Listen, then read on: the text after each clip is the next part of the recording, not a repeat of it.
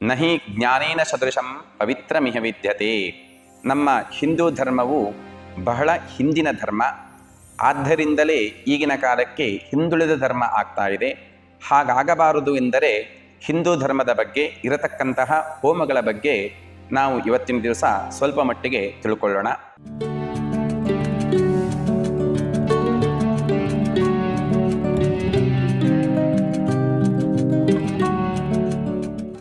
ಓಂ ಮಂಗಲಂ ಭಗವಾನ್ ವಿಷ್ಣು ಮಂಗಲಂ ಮಧುಸೂದನಾಂ ಮಂಗಲಂ ದೇವಕೀ ಪುತ್ರೋ ಮಂಗಲಂ ಗರುಡಧ್ವಜ ಪೂಜ್ಯಾಯ ರಾಘವೇಂದ್ರಾಯ ಸತ್ಯಧರ್ಮರಥಾಯ ಚ ಭಜತಾಂ ಕಲ್ಪವೃಕ್ಷಾಯ ನಮತಾಂ ಕಾಮಧೇನವೇ.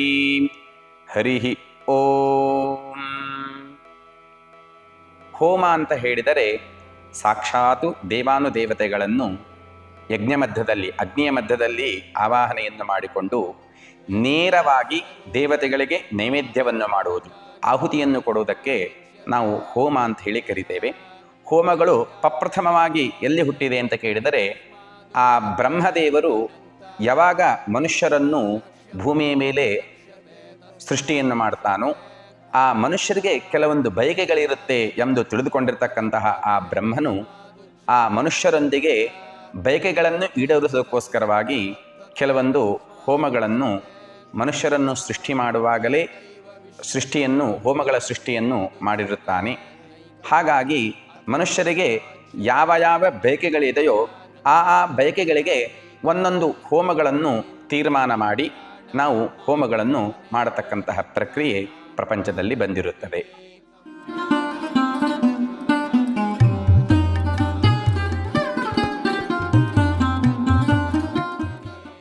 ಎಲ್ಲ ಹೋಮಗಳಲ್ಲಿಯೂ ಸಾಧಾರಣ ವಿಧಾನಗಳು ಅಂತ ಇರುತ್ತೆ. ದೇಶಾಚಾರದಲ್ಲಿ, ಸಂಪ್ರದಾಯದಲ್ಲಿ ಸ್ವಲ್ಪ ಹೆಚ್ಚು ಕಮ್ಮಿ ಇದ್ದರೂ ಆಸುಪಾಸಿನ ವಿಧಾನಗಳನ್ನು ತಿಳಿಸುತ್ತೇನೆ.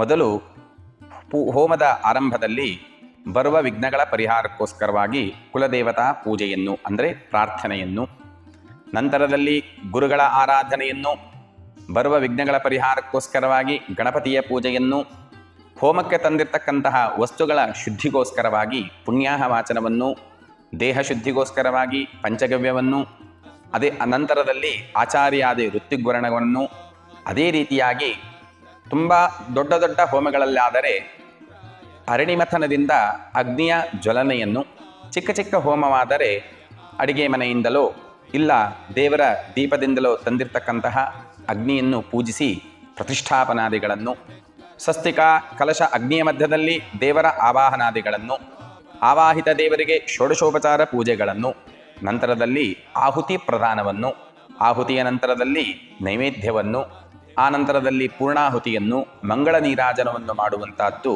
ಹೋಮದ ಪ್ರಕ್ರಿಯೆಯಾಗಿರುತ್ತದೆ. ಸರ್ವೇ ಜನಾಃ ಸುಖಿನೋ ಭವಂತು, ಸಮಸ್ತ ಸನ್ಮಂಗಲಾನಿ ಭವಂತು, ಕಾಲೇ ವರ್ಷತು ಪರ್ಜನ್ಯಃ, ಪೃಥಿವೀ ಸಸ್ಯಶಾಲಿನಿ, ದೇಶೋಯಂ ಕ್ಷೋಭನಿರತಃ, ಸಜ್ಜನಾಃ ಸಂತು ನಿರ್ಭಯಾಃ, ಅಪುತ್ರಾಃ ಪುತ್ರಿಣಃ ಸಂತು, ಪುತ್ರಿಣಃ ಸಂತು ಪೌತ್ರಿಣಃ, ಅಧುನಾ ಸುಧನಾ ಸಂತು, ಜೀವಂತು ಶರದಾಂ ಶತಂ. ಶ್ರೀಕೃಷ್ಣಾರ್ಪಣಮಸ್ತು.